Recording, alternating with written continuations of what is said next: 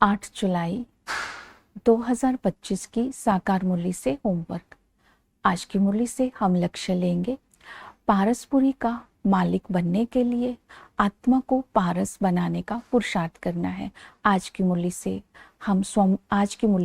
अपने चार्ट को सामने देखते हुए किसी एक पॉइंट पर मनन चिंतन करते उसे धारणा में लाना है। जैसे कि आज की मुरली से जो लक्ष्य बताया उसको ले सकते हैं, प्रैक्टिकल होमवर्क ले सकते हैं, पुरुषार्थ में से कोई पॉइंट ले सकते हैं।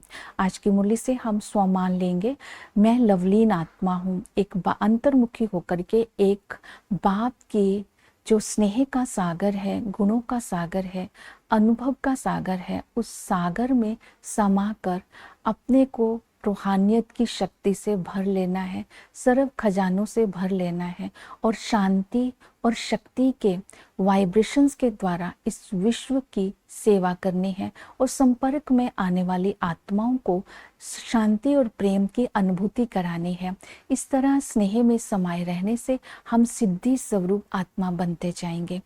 दूसरा है प्रैक्टिकल में होमवर्क ये रहेगा कि सारा दिन अपनी चलन में प्योरिटी और रॉयल्टी को धारण करना है। रॉयल्टी होता है श्रेष्ठ संस्कार, तो हमारे श्रेष्ठ संस्कार कर्म में होते हैं और प्योरिटी होती है हमारी अंदर की धारणाएं। तो दृष्टि की, वृत्ति की, संकल्पों की धारणाओं पर अटेंशन देनी है। तो जितना आत्मिक स्थिति होगी तो रॉयल्टी और प्योरिटी के संस्कार हम धारण कर सकेंगे और शूद्रपने के संस्कारों से मुक्त रह सकेंगे। तो प्रैक्टिकल में आज जो पुरुषार्थ करेंगे आज की मुरली से, वो पुरुषार्थ रहेगा, पहला है श्रीमत। बाबा ने कहा बाप की राय पर चलना है, गृहस्थ व्यवहार भी संभालना है। और बाबा ने कहा ब्रह्मा बाप समान निश्चय बुद्धि बनना है, समर्पण बुद्धि बनना है। जैसे बाबा बने हैं ऐसे अपना भी चेकिंग करनी है। किसी बात में संशय में आकर बाप को फारकती नहीं देना है, संग की संभाल करनी है। बाबा ने कहा बाहर जाते हैं तो चार्ट लिखना, पढ़ाई पढ़ना, याद सब कुछ छोड़ देते हैं। फिर बाबा ने ये श्रीमती सिद्धि को स्वीकार नहीं करना है, स्वीकार करेंगे तो प्रारब्ध समाप्त हो जाएगी। हमें सदा ही खुश रहना है। अगर किसी भी प्रकार की शंका आती है, संशय होता है तो बाप से पूछना है। फिर बाबा ने बताया है संपूर्ण निर्विकारी बनना है। संपूर्ण निर्विकारी बनने के लिए कुछ बातों पर अटेंशन देना है। पहला अटेंशन है पवित्र बनना है, तो दैवी गुणों को धारण करना है। दैवी गुणों को धारण करने के साथ साथ स्मृति में रहे ये संगम युगी ब्राह्मण जन्म है, ये अंतिम जन्म है। इस समय ही पवित्रता की धारणा करनी है। तो हमें अपनी चाल चलन में प्योरिटी और रॉयल्टी को लाना है। जितना प्योरिटी और रॉयल्टी हमारे अंदर होगी उतना ही हमारा भविष्य पद ऊंच होगा और हमारा जीवन अमूल्य बनता जाएगा।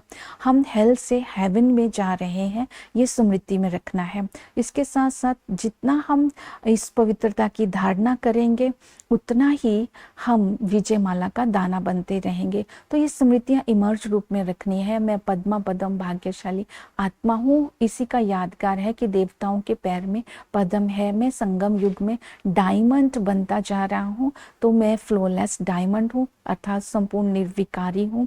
तो सदा ही खुश रहना है। खुशी जो दैवी गुण है वो है हर्षित मुख, क्योंकि देवता सदा ही हर्षित रहते हैं। तो हर्षित रहने की विधि ही है कि कभी भी देह अभिमान में नहीं आना है, देही अभिमानी बनकर के रहना है। सदा ही बाबा की सेवा में बिजी रहना है और निश्चय बुद्धि बनकर के रहना है, तो सदा ही हर्षित रहेंगे। इस तरह संकल्प की, वृत्ति की, चलन की, धारणा की, पवित्रता के आज हम अटेंशन देंगे। याद के लिए बाबा ने कहा याद की यात्रा में हम अनुभव के सागर में खोए रहेंगे। याद करने की विधि है संबंध। पिता के संबंध से, बेहद के बाप से हमें बेहद का वर्षा मिलता है। टीचर जो है वो ज्ञान का सागर आकर के हमें ज्ञान रत्न देता है, तो हमें भी ज्ञान रत्नों का व्यापारी बनकर साहूकार बनना है। इसी के लिए ज्ञान गाया जाता है कि ज्ञान मान सरोवर में डुबकी लगा करके परियां बन जाते हैं। तो इन ज्ञान रत्नों को जीवन में धारण करके भविष्य के ऊंच पद के अधिकारी बनते हैं। वही सतगुरु आकर के हमें पतित से पावन बनाते हैं और हम सबकी सदगति करते हैं। उनके लिए गायन है कि वो कालों का काल है और हमें काल पर जीत पहनाते हैं। तो हम बाबा की याद से ही हम समय पर और मृत्यु पर जीत प्राप्त करते हैं और सुखधाम का मालिक बन जाते हैं।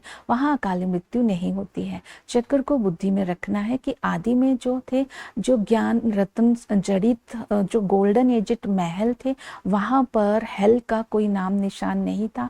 100% सोलवेंट थे, अपवित्र संस्कार नहीं थे। वहाँ पर लक्ष्मी नारायण का राज्य था और सदा ही पूज्य थे। जैसे ही हम मध्य में आते हैं इंसोल्वेंट बन जाते हैं। व्हाइट हाउस तो बनते हैं लेकिन गोल्डन हाउस नहीं होते हैं वहाँ पर। वहाँ हम 84 जन्म लेते लेते नीचे उतरते आते हैं, विशेष बन जाते हैं, निर्विकारी बन जाते हैं। अंत में बाबा हमें स्मृति दिलाते हैं कि तुमने ही 84 जन्म लिए, ये तुम्हारा डायमंड जीवन है। इस समय तुम्हें 84 जन्म पाठ बजाते बजाते अब पुरुषोत्तम बनना है। सेवा के लिए बाबा ने कहा कि अनुभव के सागर में डूबे रह करके, बाप की याद में रह करके तुम्हें सेवा करनी है और खुशी होनी चाहिए, नशा होना चाहिए। हम विश्व का मालिक बनने के लिए हम विश्व की सेवा कर रहे हैं। सेवा क्या करनी है?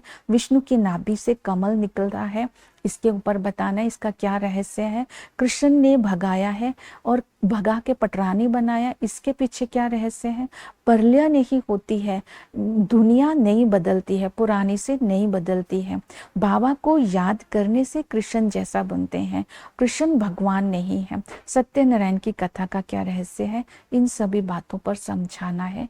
इस तरह फिर हम पारस बुद्धि बनते हुए पारसपुरी के मालिक बन जाएंगे।